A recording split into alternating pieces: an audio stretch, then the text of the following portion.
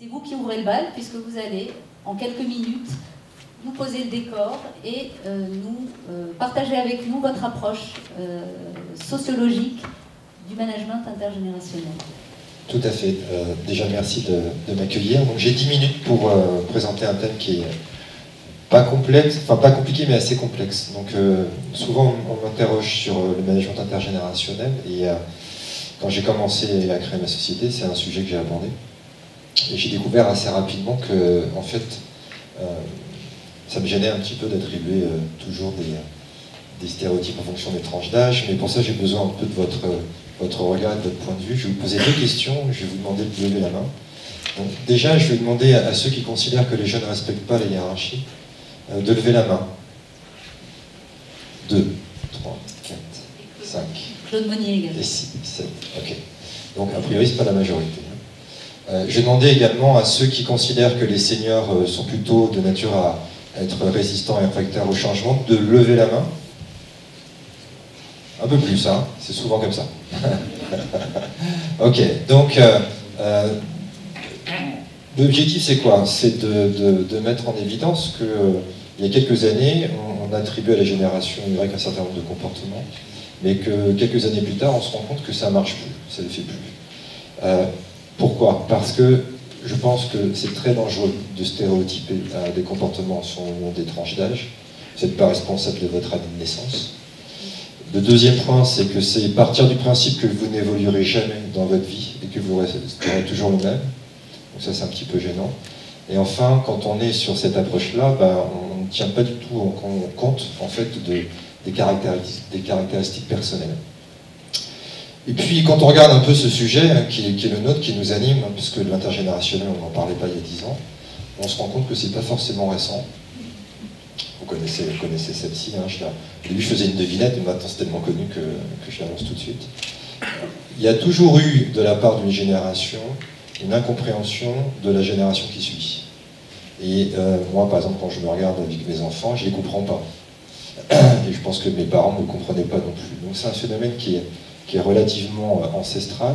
Par contre, il y a quand même des choses qui changent aujourd'hui, quand on regarde l'entreprise.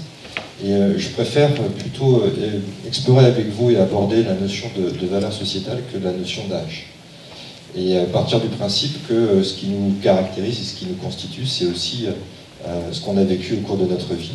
Et je pense que quand on a grandi avec Nicolas et Paprenel, c'est pas pareil que quand on grandit avec Dora ou avec Goldorak ou avec Ben 10, pour ceux qui connaissent Ben 10, hein, qui connaissent Ben 10 ici, pour le voilà. Bien, c'est rare, je crois qu'on parle. Ok, donc l'idée c'est quoi? C'est de dire que la particularité qu'on a dans les entreprises aujourd'hui, c'est qu'on a plusieurs systèmes de pensée, de comportement qui coexistent, alors que ce n'était pas le cas il y a 10 ans. Donc quand moi j'interviens en entreprise pour aider les managers à gérer cette diversité, j'ai toujours tendance à leur présenter les 6 types de culture et de management qui existent. Et je vais remonter mais pas très loin et vous présenter la première forme de relation professionnelle qui est le paternalisme. Donc Monsieur Roger, il faut se dire qu'à l'époque, au début du XXe siècle, on était souvent sur des tailles de PME, de petites entreprises. Et quand on arrivait dans l'entreprise, puisqu'on n'avait pas de formation, ce sont les anciens qui nous apprenaient le boulot. Donc on rentre dans l'entreprise, et forcément, je vais apprendre de la part des anciens. Et l'entreprise étant tellement petite, c'est un peu comme une famille. Donc il y a de l'affect, il y a de la proximité, il y a du soutien, aussi bien affectif que technique. Mais on a très peu de marge d'expression parce que finalement, c'est toujours le patron qui sait. Avec les guerres mondiales et les révolutions industrielles et surtout notre ami Taylor, on a changé de style et on est rentré vers un autre mode de management, je dirais au début, avant la Seconde Guerre mondiale, qui est le management directif avec les chefs. Là, on est passé du patron au chef. Il y a une logique qui est très simple, on est là pour rationaliser les coûts, enfin la productivité. Donc il y a ceux qui sachent et ceux qui ne savent pas. Donc il y a les ingénieurs et puis il y a les ouvriers. Et les ouvriers sont censés faire à la lettre ce qu'ont préconisé les ingénieurs pour être le plus productif possible. Et s'ils ne sont pas contents, ils se barrent. Ça c'était. Moi je suis rentré quand même dans la vie professionnelle et le maître mot c'était tes problèmes tu laisses au vestiaire, t'es là pour bosser. Aujourd'hui si jamais un manager dit ça, il est mal. On est passé aussi du secteur de l'industrie au secteur du tertiaire et on a changé un peu nos modes de management, notamment par les apports de la qualité. Et on est passé d'un style directif à un style bureaucratique. Où là, le plus important, c'est pas la productivité, c'est la qualité. Qualité des soins, j'ouvre la parenthèse, je la ferme. Donc, pour faire de la qualité, c'est quoi la logique? On décrit.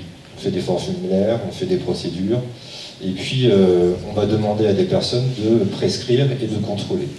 On va appeler ça des managers, ou des cadres, pour fixer un cadre. Assez rapidement, dans les années 80, ce système est malmené parce que, à l'ère de la mondialisation, le management par la règle prend du temps et ne permet pas d'être réactif et proactif. Donc on va changer de style et on va passer de manager, qui est un peu pourri, parce que c'est pas très drôle, à leader. Donc là, on a les apports de beaucoup de consultants américains qui nous disent que le plus important finalement, c'est d'avoir des gens qui soient motivés et compétents. C'est comme cela qu'on aura de la performance. Donc on passe d'une logique de qualité à une logique de performance. Donc le manager, il est là pour donner du sens, il est là pour fixer des objectifs, pour récompenser individuellement au regard de vos contributions. Et ça a mis un peu le stress. Nous, en France, en 2009, on a eu l'arrivée, enfin on a eu la médiatisation des risques psychosociaux, enfin des suicides. Hein. Et donc on s'est dit non, c'est pas bien, ça fout trop la pression. Donc vous, il faut arrêter d'être leader, il faut que vous deveniez manager coach. Et le plus important, c'est le bien-être des collaborateurs. Hein, donc on va calculer votre coefficient émotionnel pour voir si tout va bien, et on va vous apprendre des techniques de communication émotionnelle, donc le DESC, l'APEL, etc. Et surtout, quand on a un souci dans l'entreprise ou un projet, on va travailler tous ensemble. Donc là, on a la profusion des groupes de travail. Donc quand il y a un problème, on fait un groupe de travail. Et dans le groupe de travail, si on émet un problème, on fait un autre groupe de travail. Avant c'était les projets, maintenant c'est les groupes de travail. Grosso modo, je schématise. Et puis, une fois qu'on a passé ce système-là, on se rend compte que c'est un peu mou, que les gens ont tendance un peu à se plaindre. Donc on est rentré dans un système en France il y a quelques années, il y a 3-4 ans, qui est un système... pardon, j'ai passé une slide trop vite. C'est l'innovation. Voilà. En disant, mais finalement, l'idée c'est quoi? C'est qu'on arrête de traiter les salariés comme des enfants, et de se mettre en papa ou en maman, et qu'on les considère comme des adultes. Et là, on est en train de... C'est sur quoi je travaille aujourd'hui, moi. C'est le management co-responsable. Co-responsable parce qu'à partir du moment où on considère tout le monde comme des adultes, quels que soient leurs âges, quelles que soient leurs origines, eh bien, on va avoir plus d'autonomie, plus de responsabilisation, plus d'innovation, etc. Et donc, on est en train de travailler avec beaucoup d'entreprises, en tout cas moi c'est ce que je fais, sur un nouveau nom du manager qu'on va appeler le facilitateur. Là ça marche pas, voilà, ça marche. Et grosso modo, toi ton job c'est pas de savoir, ton job c'est de créer les conditions pour que des équipes qui sont censées être compétentes puissent faire le meilleur travail possible en prenant en considération les contraintes. Donc voilà les 6 systèmes de management, ce qui nous amène finalement à quoi comme conclusion? Bien qu'aujourd'hui, contrairement aux années précédentes, vous avez 6 styles de pensée, de comportement qui coexistent et qui cohabitent et qui ne se comprennent pas forcément.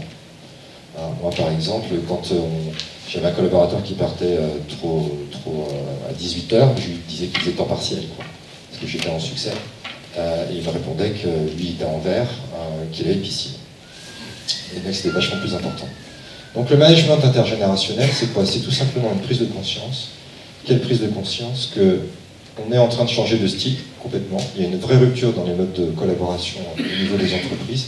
Les 4 premiers styles étaient basés sur ce qu'on peut appeler la subordination unilatérale, hein, c'est moi qui dis, c'est toi qui fais. Et les 2 derniers styles sont plus sur la co-construction. Quand on sait tout ça, en tant que manager, en tant que dirigeant, on a 3 options. Soit on s'adapte, on change, soit on fait rien, soit on recadre. Parce que tout n'est pas possible. Donc quand on travaille sur le management intergénérationnel, on se rend compte de quoi? Que je fais le choix que tout le monde corresponde à ce que moi j'attends, soit je vais travailler plutôt sur un état d'esprit commun qui doit être partagé quelles que soient les générations, au nom de l'intérêt commun, collectif. Et donc ça va m'amener finalement à composer avec la diversité. Et pour finir, je dirais que quand on travaille sur le management intergénérationnel, c'est tout simplement prendre conscience que on va passer en termes de management d'une logique de faire ensemble à une logique d'être ensemble. Voilà ce que j'avais envie de... Ça va sans le timing Très bien, parfait. Super.